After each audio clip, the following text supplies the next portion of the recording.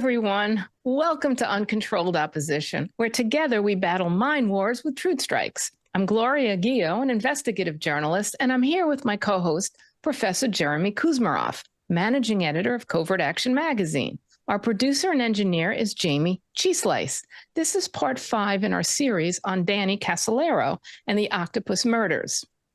The opinions you hear are ours and that of our guests, not those of WBAI, the Pacifica Foundation, or the Progressive Radio Network. This content is intended for informational and educational purposes only and should not be interpreted as professional or legal advice. Listeners are encouraged to form their own opinions. Our series uncovers the true story of the Octopus Murders. In our guest's assessment, the Netflix film titled American Conspiracy, The Octopus Murders, that won an Emmy in June of last year in the investigative documentary category, misrepresents facts, draws fictional conclusions, and harms reputations and legacies. Our distinguished guests include Peter Osborne, Australian physicist, political researcher, and whistleblower, and his colleague and attorney, Daniel P. Sheehan, constitutional and public interest attorney and legal activist. Some of the notable cases he has been involved in are the Pentagon Papers, Karen Silkwood, and Iran-Contra. In our prior episodes, we've shown that investigative journalist Danny Casolaro was murdered to silence his reporting on a secretive racketeering entity at the highest level of government, with corrupt tentacles stretching across finance, intelligence, organized crime, and global politics that he named the Octopus. Within the context of the Octopus, we now learn from our guests that the 9/11 false flag attack was also used to cover up the laundering of $6 trillion in gold bullion and secret Caspian oil pipeline deals headed by George Herbert Walker Bush. Folks, this is nothing short of a cherry topper on a doo-doo cake the Bush dynasty served to the world.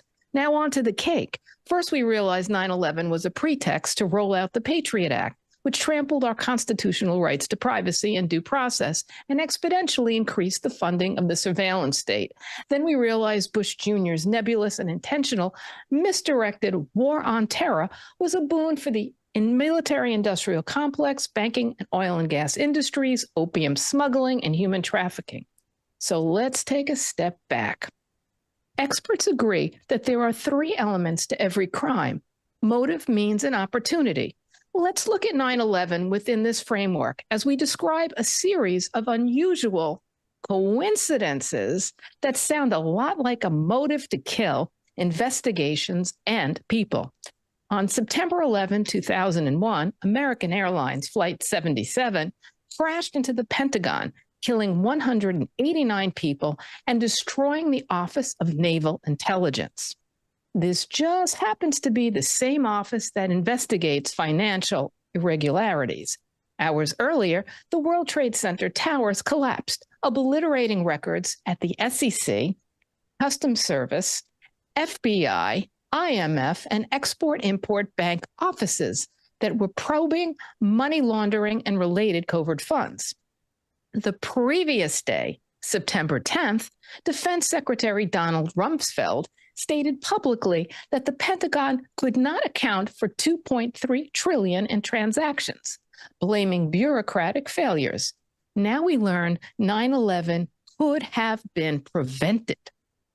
For undisclosed reasons, senior government officials ignored dire warnings of an impending attack.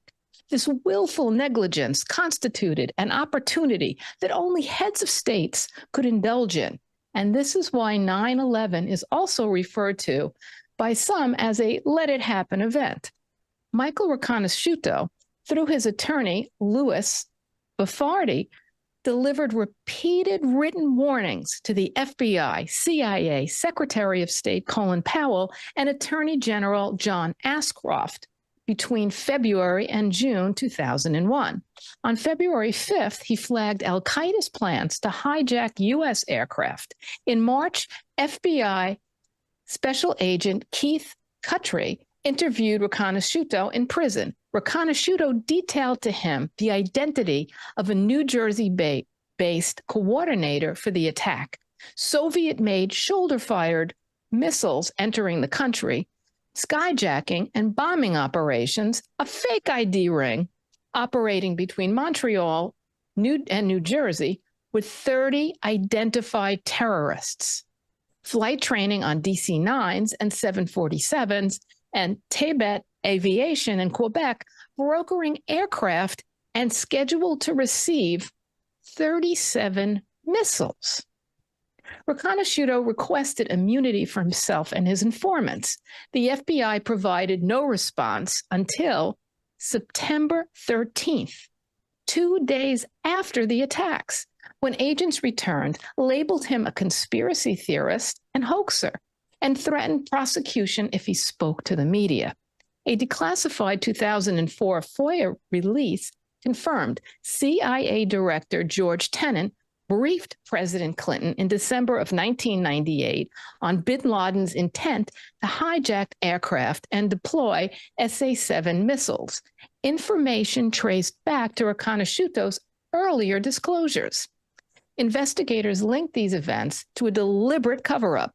Riconosciuto's notes show that CIA modified Promise software installed at Citibank, BCCI, and the World Bank to purportedly monitor SWIFT transactions was altered to instead stealthily launder Yamashita's gold, a massive World War II Japanese plunder stolen from the Philippines, Indonesia, China, Thailand, and other Southeastern Asian nations that was parked in trusts.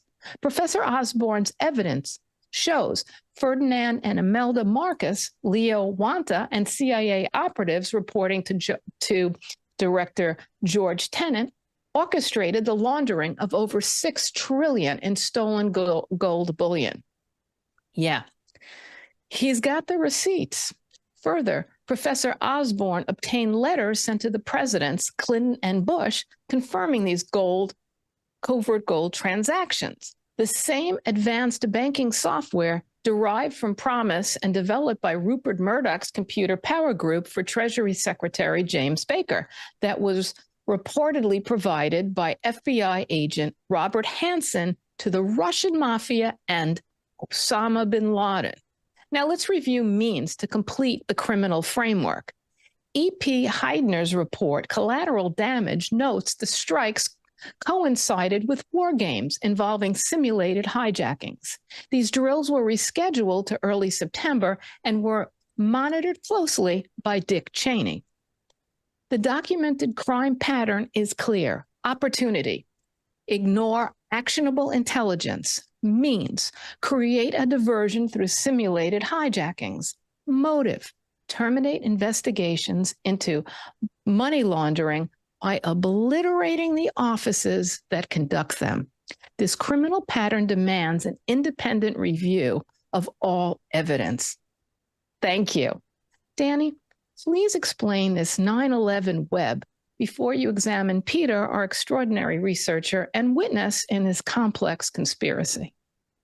There's a number of entrance points into this investigation that are important. That specifically what we're talking about here today is a specific individual, Michael Riconosciuto, who provided detailed information to two field agents, one from the Alcohol, Tobacco, and Firearms Division of the Treasury Department, and a Central Intelligence Agency person, both of whose names he has in his records, and the date that they came in to, I believe it was the Allenwood Penitentiary, to interview him, because he had sent out messages trying to notify federal officials that he had come into possession of information indicating that there were plans afoot to hijack American airliners and to crash them into a number of locations. He specifically included among these locations the U.S. Pentagon, the trade towers, and the White House, as well as a number of military bases in the Washington, D.C. area. And that he gave this information to them and tried to get them to give immunity to him to tell the information and how he got it and from whom he got it. Now, that would indicate that the people who knew about this type of operation had been concealing it. I mean, they might conceivably be charged, theoretically at least, with what they call misprism of a felony. That they had come to know about an ongoing criminal conspiracy that was designed to kill, thousands of people, and they had not told anybody about it before this. So in order to try to alleviate their liability from any such charge, Michael Riconosciuto reached out to these federal officials to tell them about this. And I have interviewed him at length about this, probed him, questioned him about it, and he has provided detailed information about how it is that he came to know this. So we have that now on record, including those who brought the information to him in the prison at Allenwood and why they would have been sharing the information with him. Specifically because they supported his getting a relief on and a reduction of his sentence, that he had been put into prison, he asserts, falsely accused of drug smuggling and drug sales and production. Anyway, bottom line is that he has given us this detailed information. We have offered to give it to law enforcement officials. They have not responded, even though they came to my office and interviewed me to ascertain whether or not I knew about these details. I told them that I had been informed about this. I told them who the person was, again, Michael Riconosciuto, who had conveyed the information to me. And I agreed to set up a meeting between this most recent law enforcement official. He's a former investigator for the Treasury Department's Alcohol, Tobacco, and Firearms Division. He was not the person that Michael Riconosciuto conveyed this information to back in December of 1998. It's a different person. And this person is now retired, and he's working actually for the Federal Criminal Commission that is assigned, it's a military tribunal assigned to try people who they accuse of participating in the 9/11 attack. And so he asserts that this federal official has reason to need to know this additional information. And so we provided the information to him. We offered now to present Michael Riconosciuto to him, to have a face-to-face meeting with him to answer any of his questions. And to date, the person has not responded to this. And so we were still offering to set up this meeting. But the bottom line is that I've been attempting to evaluate to what use this information will be put by the United States government. And this federal official who came to interview us actually wants to use the information to provide to the defense attorneys for a person by the name of Omar al-Abaluchi, who is presently being charged by the United States military Defense Department and Justice Department with being a principal organizer of the 9/11 attack. And I inquired of them whether or not he would feel compelled to provide any information that was given to him to the prosecutors that were prosecuting this individual. And he acknowledged that under certain circumstances, he would be required to convey the information to the prosecutors. I found this quite peculiar. As an investigator working for the defense counsel of this person would feel authorized under any circumstances to convey the information to the prosecutors.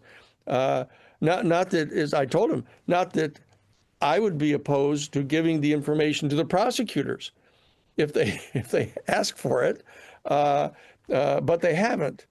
So that's the status that we're in now. And so I am now in possession of access to Michael and the records that he has of who the 30 people were whom he named and provided to the ATF and the CIA back in December of 1998. And the details of him being visited just 2 days after the 9/11 attacks by this FBI agent, Keith Kutry, who came in and was expressing some upset over somehow Reconasciuto still insisting to people that he had provided the information to them back in 1998. And Kutry kept trying to basically dismiss him or undermine the credibility of what he was saying. But the bottom line is that to date, no one has still done anything about this. So, no, I was pressing Michael and the agent who came to interview me about it, about what they intended to do with this information.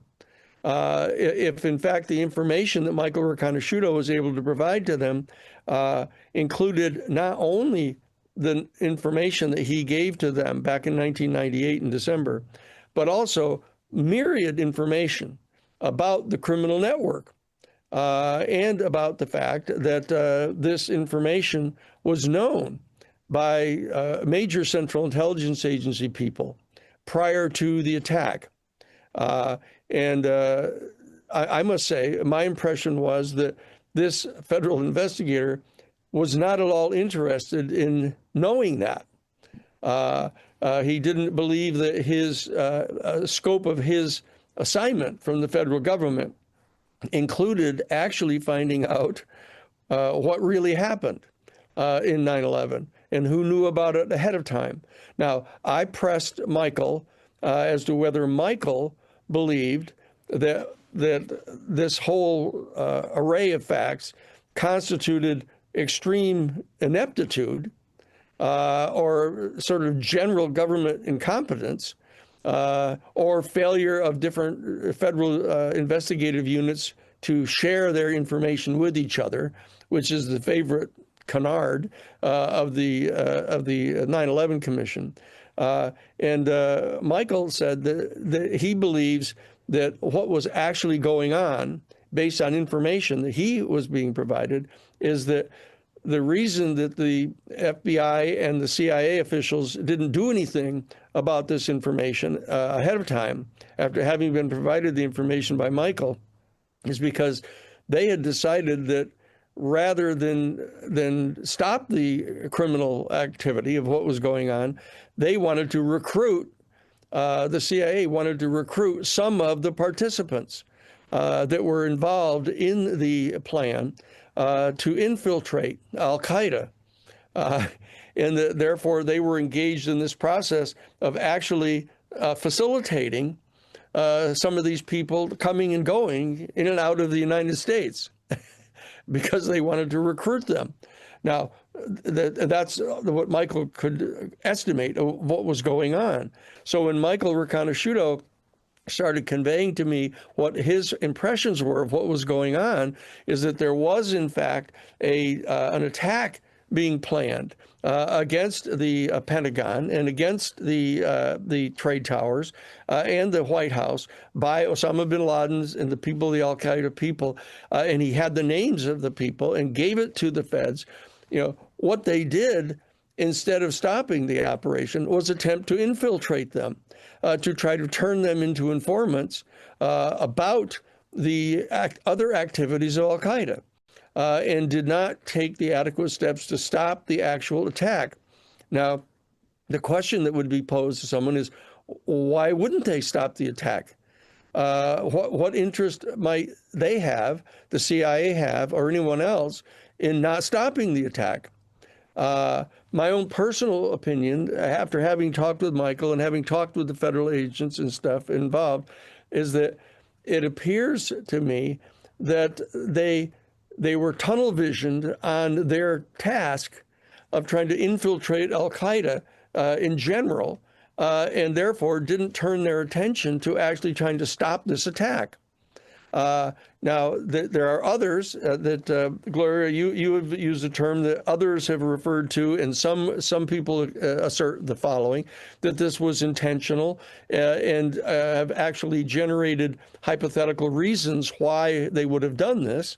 The principal one of which, of course, is that we had information earlier on that Dick Cheney and his Vulcans, they call them, the people that were inside the Defense Department, and that they had in fact been hoping that there'd be some kind of Pearl Harbor-like event, a modern Pearl Harbor type event, in order to motivate the American people into supporting a military invasion of the oil fields at the end of the Cold War, beginning in 1991, like 10 years earlier. And so that there'd been actual open discussions. Well, I say open, they were in classified briefings about longing for some kind of Pearl Harbor event to mobilize the American people to support an invasion of the entire Middle Eastern oil fields. And that this is over and above. It's kind of a more strategic, overarching potential motive than the narrower attempt of trying to attack the trade towers to destroy the evidence, including gold bullion that was allegedly stored beneath the trade towers, and also the attack on the Pentagon under the attempt to destroy the Office of Naval Investigations that was investigating this $1.2 trillion in missing funds. If in fact the reality that we're talking about here is some high-level conspiracy group that is functioning among high-level government officials, top CIA officials, top financial government officials, and all the way up to the president himself, potentially involved in criminal conduct, that they don't want to hear it. So that's the situation that we're faced with right now. So the lower level people that are not investigating this and not following up on this, they might end up being charged under a federal criminal racketeering act charge. There's a RICO statute, which is the racketeer influenced corrupt organization. That's what RICO stands for. It's the Federal Criminal Racketeering Act that draws in all of the people who engaged in any two or more overt acts that were undertaken to ultimately effectuate the ultimate criminal objectives of the ongoing conspiracy. Now, this octopus, there's no doubt in my mind that this octopus is very real.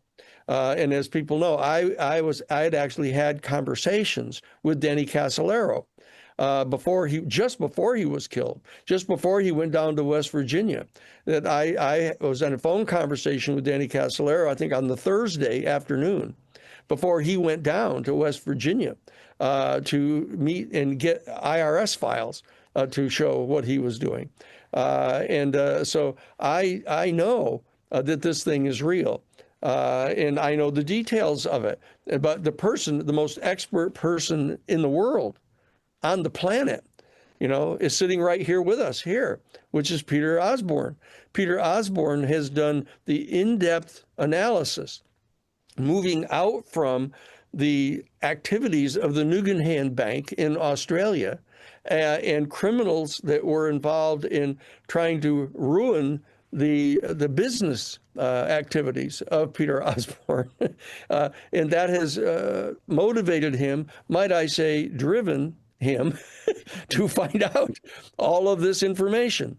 And so he knows the contours and the layout, not only the various tentacles of the octopus, but the head of the octopus and the brains of the octopus that have engaged in coordinating this type of criminal activity. And it very definitely touches upon the very same people who are suspected by some of having coordinated an intentional activity of not only standing back actively to not intervene and stop the knowing attack that was coming down against the trade towers, but actually engaged in stimulating and facilitating the people in the Muslim Brotherhood and the so-called terrorists who were trying to drive the infidels out of the Holy Land after they came and invaded the Holy Land under the theory of trying to push Saddam Hussein, out of Kuwait back in 1991. This is a very clear narrative of what it is that has happened here, and that we know that invasion of the Middle Eastern oil fields, and this is the first one under George Bush Sr., was actually facilitated and stimulated actively and intentionally by George Bush Sr. when he sent a handwritten note to Saddam Hussein through our ambassador to Iraq, April Gillespie, telling Saddam Hussein, as President of the United States, that George H.W. Bush would not view it as being adverse to the long-term best interests of the United States if Saddam Hussein were to, in fact, militarily invade and overthrow the royal family in Kuwait, okay? Which, of course, is exactly what Saddam Hussein did. And then George Bush used that as an excuse for invading and occupying the Middle Eastern oil fields. Now, exactly what Osama bin Laden warned King Fahd and Crown Prince Abdullah back in 1991 that the U.S. would do. Okay, and so that if one becomes literate about what the history is here that's actually gone on, one can begin to understand how it is that those that are engaged in the highest levels in the United States government in conducting covert operations have become so inured of any potential legal responsibility for anything they do that the temptation might overcome them to engage in something exactly like this octopus criminal enterprise, which involved them not only moving literally trillions of dollars in gold, bullion around the world, but actually assassinating people around the world and stimulating massive military attacks against Western interests in order to justify going in and occupying the Middle Eastern oil fields for the benefit of the 7 major oil corporations, Western oil corporations, that own by special lease 90% of all of the income from the oil fields. So this is a very real reality. The question that still is posed to us and to the ongoing federal investigations of any kind is, why doesn't somebody investigate the actual charges here that Danny Casolaro was conveying to people?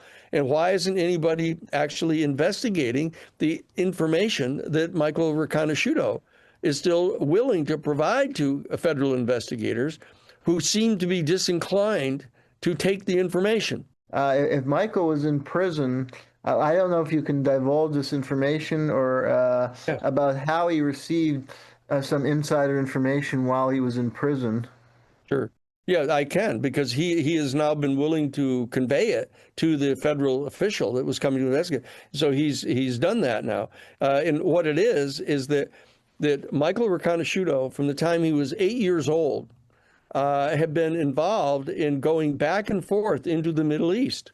His family on his mother's side is deeply involved with people at very high levels in the Israeli government and Israeli intelligence and in the Middle East. And his father's family and his mother's family both have relations in the Sephardic community in the Middle East. And so Michael had become fluent in the languages and in the people, etc. And he had important friends in the Jewish community, in the Israeli community. And what happened is when he got sentenced to prison and was in the Allenwood Penitentiary, they were able to get permission to have Jewish rabbis come in to the prison to undertake the kind of obligatory Jewish religious ceremonies that were part of the obligation of practicing Jewish people. And these Jewish rabbis were actually opposed to the terrorist activities that were being engaged in by the Islamic community, some of the people in the Islamic community, in this radical faction of the Islamic community. And because they had relations, people have friends in biological relations that are in both the Islamic community and the Jewish community. And what happened is people in Israeli intelligence were getting this information about what was going on in these plans to attack the trade towers, et cetera. And what they were doing is they were conveying this information both to these Jewish rabbis who were bringing it into the prison and sharing it with Michael Riconosciuto, so Michael Riconosciuto could use the information to convey to federal officials to try to get him a reduction in his sentence. Because these Jewish rabbis were convinced that he had been unfairly prosecuted, and they wanted to help him get a reduction in his sentence. So they were bringing the information in to him. And in fact, his own attorney, Lou Bafardi, was actually getting information as well from intelligence sources, Israeli sources. He was getting information and bringing the information into Michael and providing it to Michael, so Michael could use this information to convey to federal officials to try to get a reduction in his sentence. Okay, and it turns out that there were also 5 other very high-ranking Islamic fundamentalists that were in the prison with him. We've described Michael Riconosciuto in other episodes, but we haven't really described him here. Can you just say a few words about him?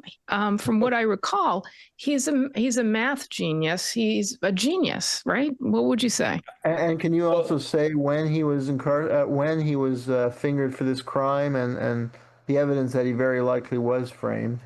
Well, Peter knows a lot more of those details. But what I'm saying here is that Michael Riconosciuto is one of the more interesting people you'll ever meet in your life.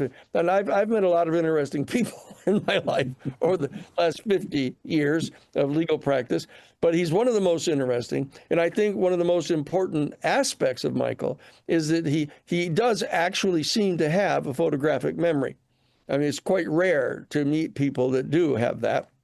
I have a comparatively good memory, and I know Peter has an excellent memory, and it may well border on that as well. And he was involved in working on the Phoenix program, that slaughtered, at least 20,000, and some people suggest it was upwards of almost 100,000 completely innocent, non-combatant civilians, in the Southeast Asia during the Vietnam War. Through the Phoenix program, and so he's extraordinarily intelligent, but he was doing so in his capacity as an operative and consultant with the United States intelligence agencies, specifically the Central Intelligence Agency, and so he has developed the kind of hardening of the heart, if you will. That is a prerequisite to engaging in those kind of activities. And so this has put him in a situation consistently throughout his life where he has been having access to detailed information about criminal covert operations. And many of them involved the illegal financial activities of the people in this octopus operation, because it entailed moving trillions of dollars of gold around. You know, for example, he showed me the photographs of, I don't know how much of it is, but, you know, like it looked like a half of a football field of, you know, United States $100 bills that had been shipped over to the Middle East to try to pay off these drug lords and stuff over there, to try to get them to join with our United States Central Intelligence Agency in supporting the military invasion and occupation by the United States of the Middle Eastern oil fields. Thank you. Take it away, Peter, quick. Okay. Thank you, Gloria. And by the way, you promoted me to a professor. I haven't been a professor, but appreciate that. Look, bottom line is this. In 2001, January 2001, I sent correspondence to the United Nations that I'd uncovered $6 trillion of stolen gold bullion from Philippines, Russia, China, Japan, going through accounts in Citibank and JP Morgan. That's very important. Second point is, on December 2004, Australian TV documentary on SBS Dateline revealed that I'd launched an Australian Federal Police investigation, and I had identified that A.B. Krongard, the Executive Director of CIA, is a director of Johns Hopkins Medicine.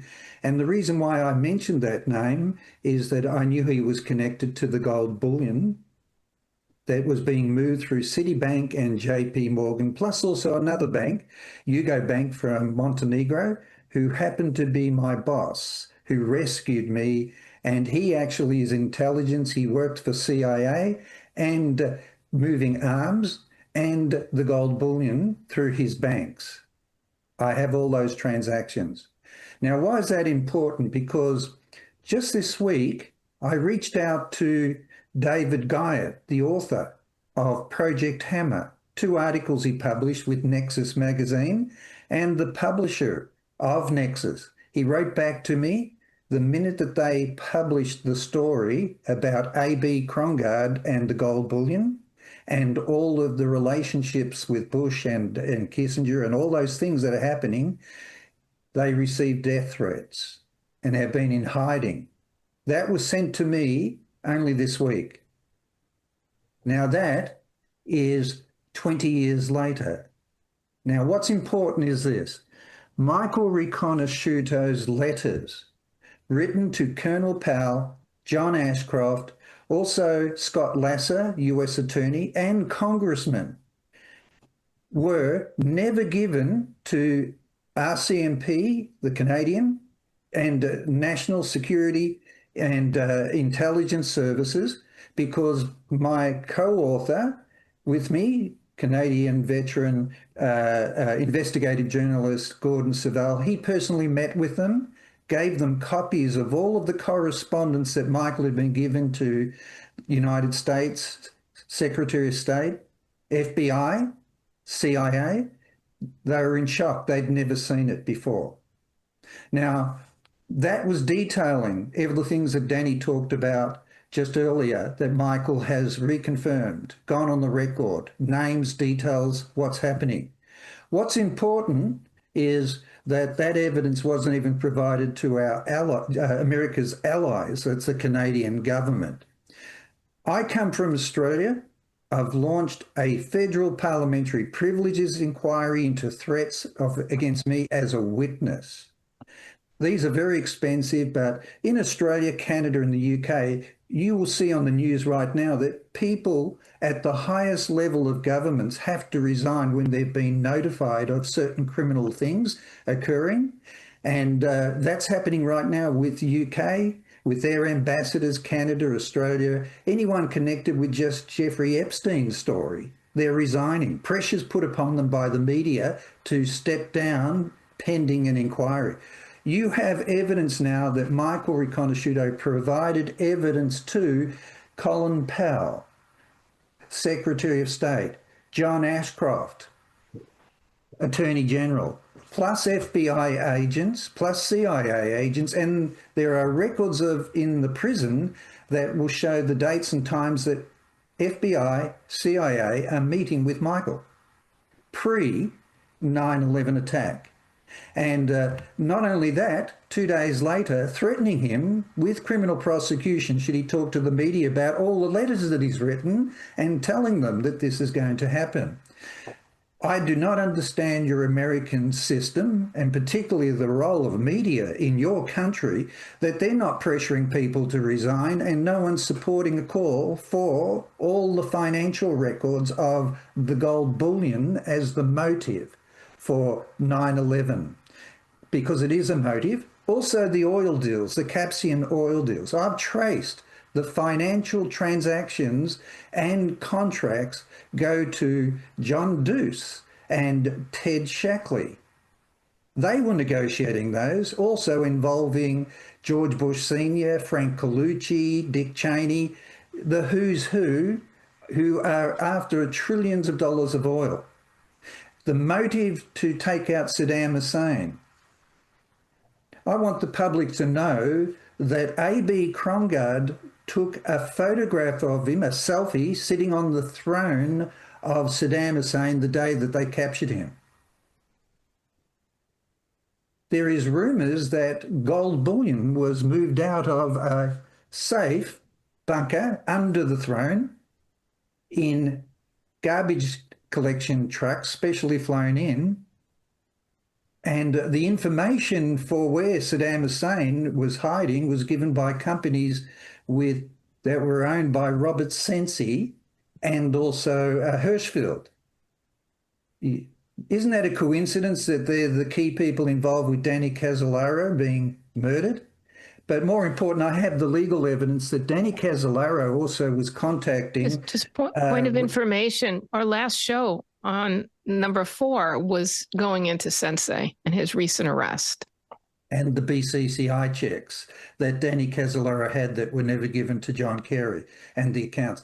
But what is really important is that the relationships of this octopus. Now, why is that relevant? Because we spoke last week or last call that Robert Sensi's now been arrested and being convicted when he's trying to sell arms to all the drug cartels. I mean, this is a historical record going right back to October Surprise, Iran-Contra, BCCI, everything. But the part that's very important is Michael's evidence, written evidence. When we handed it across to RCMP and the National Security Intelligence Services, they were in shock at the highest level. We have the records of handing that across, meeting with them, and they were never notified that this intelligence was readily available in the United States.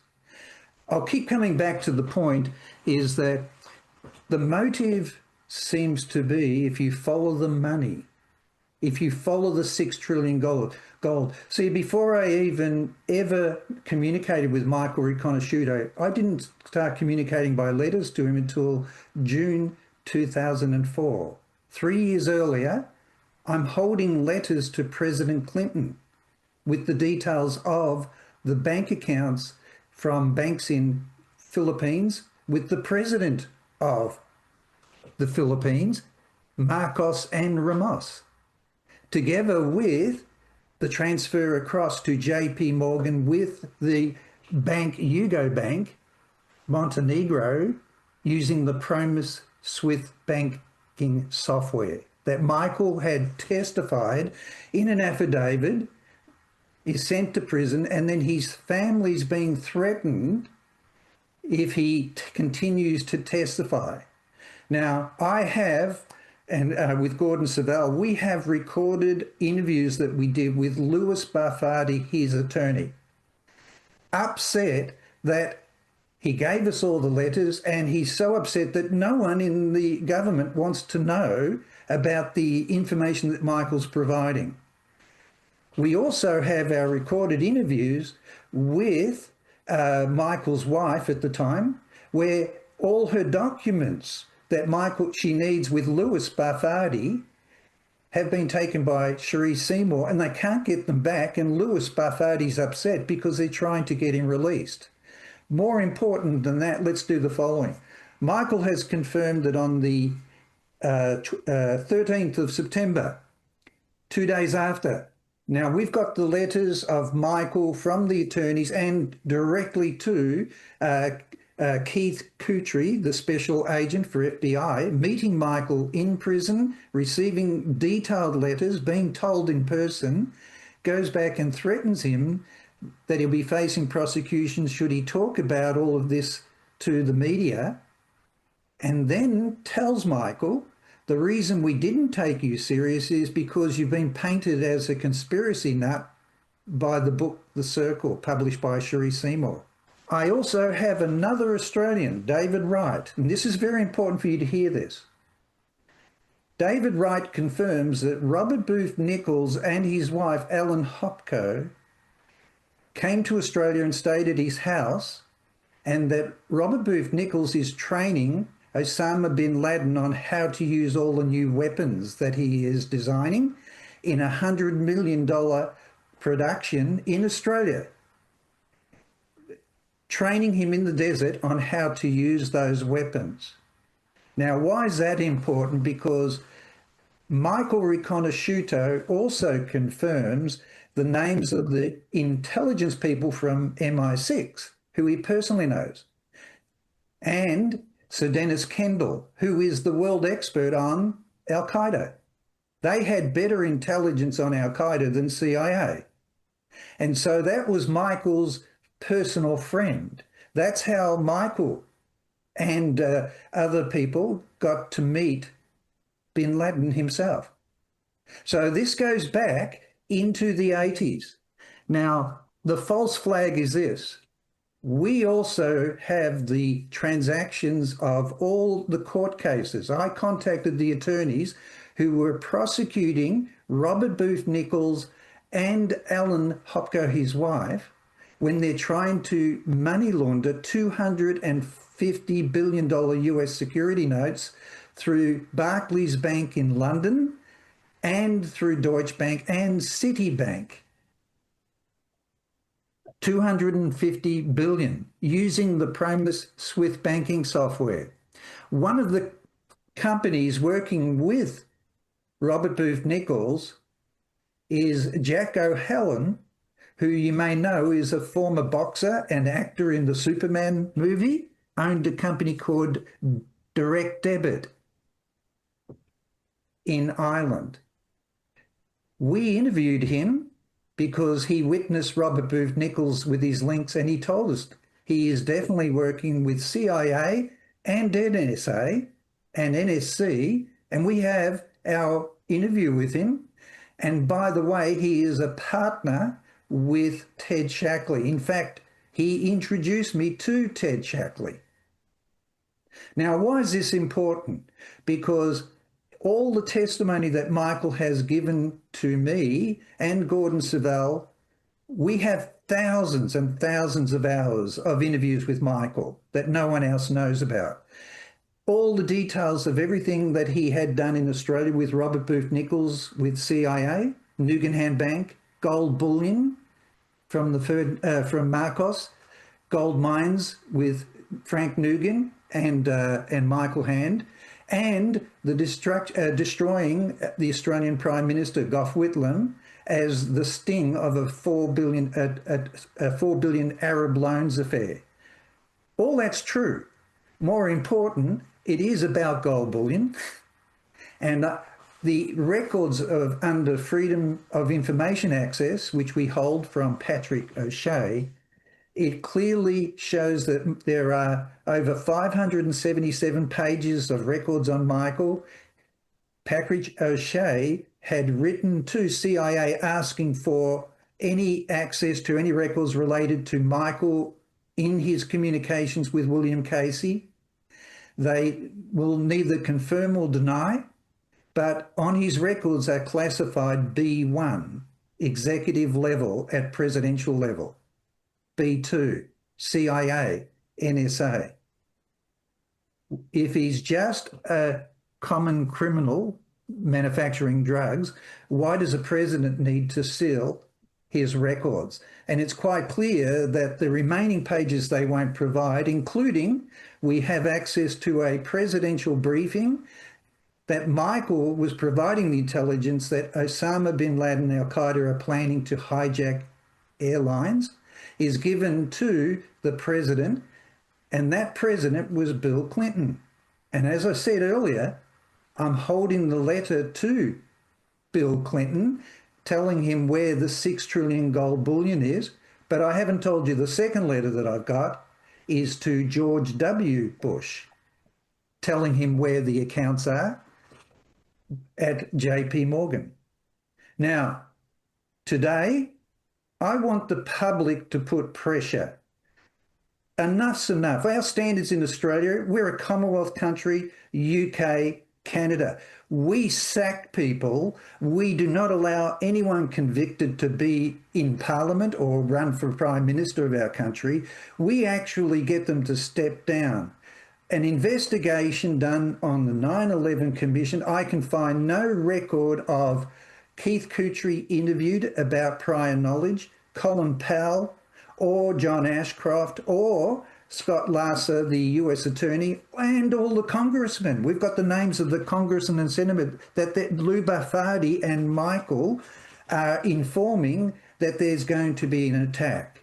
Now, in Australia, media forces prime ministers to resign because they knew. What did you do the minute that you found out? Public of America, if you want to clean up the swamp, Senator Ron Wyden has made a request for FinCEN to provide all the financial records of all the banks and all the transactions with JP Morgan, Bank of New York, Citibank, Barclays Bank, HSBC, and all the companies owned by Jeffrey Epstein, liquid funding.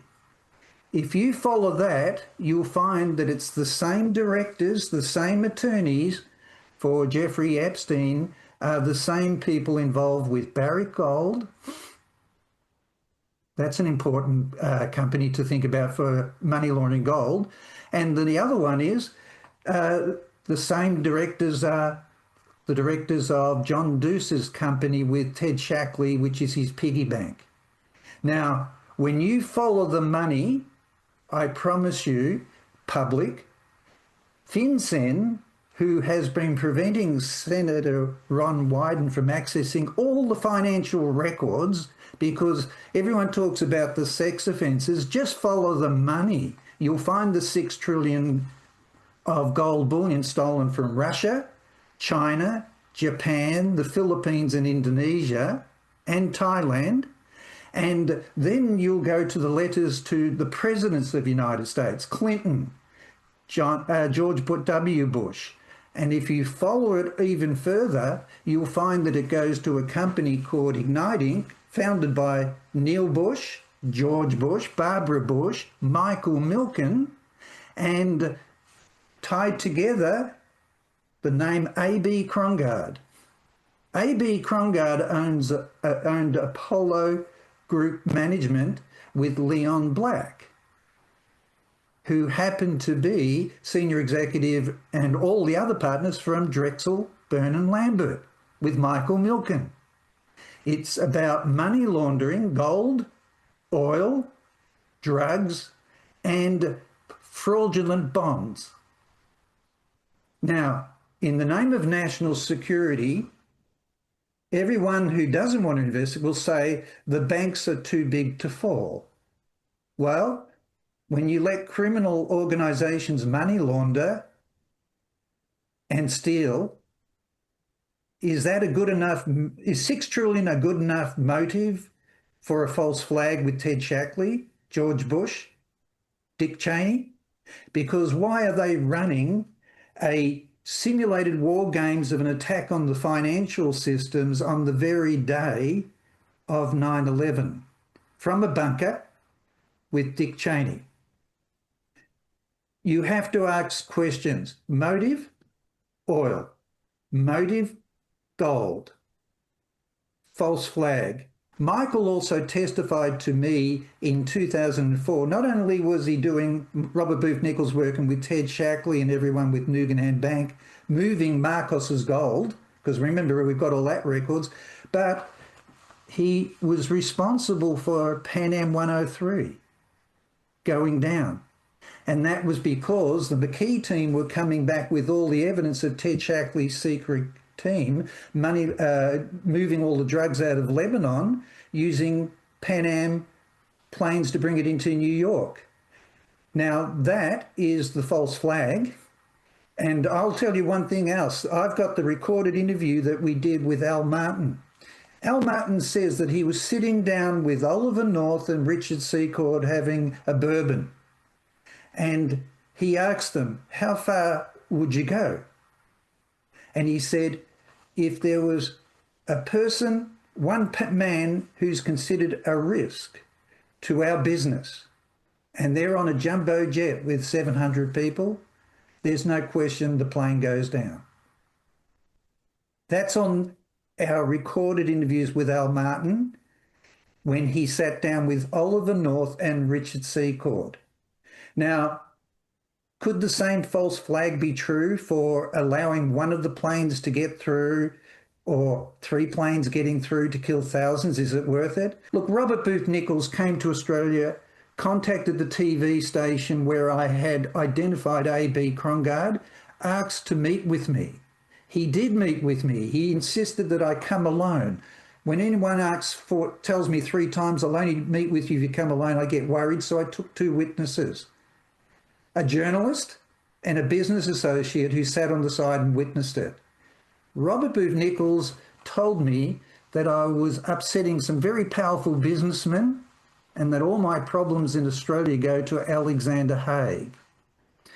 If you look at 2000 to 2004, you will find that the chairman of John Hopkins Trustees is on the board with Gerald Ford, Robert Rubin, John Deutsch, and 2 other directors own companies with Alexander Haig. On the day of 9/11, we have our recorded interview with Sue Todd, who's a US detective who went to prison to see Michael Riconosciuto with the 2 RCMP officers investigating evidence that CIA had stolen Promus and modified it and sold it to the RCMP and CSIS, their intelligence agencies. They met with Michael. Michael gave them the Promus tapes. We have photographs of the tapes. They were given to him and they took him back to Canada. Sue Todd is in Canada to retrieve the tapes. On the day of 9/11 happens, and our recorded interviews with her, she says, they were fearful for their life. They believed that they were being monitored all the time by Echelon, NSA Echelon. The opinions you hear are ours and that of our guests, not those of WBAI, the Pacifica Foundation, or the Progressive Radio Network. That wraps up our show for today. This is Uncontrolled Opposition. I'm Gloria Guillo, joined here by Professor Jayme Kuzmarov. Remember to like and share our broadcast. Your kind support keeps us going. Please find us on Substack, Twitter X, and Podbeam. Thanks for tuning in. Hope to see you next week.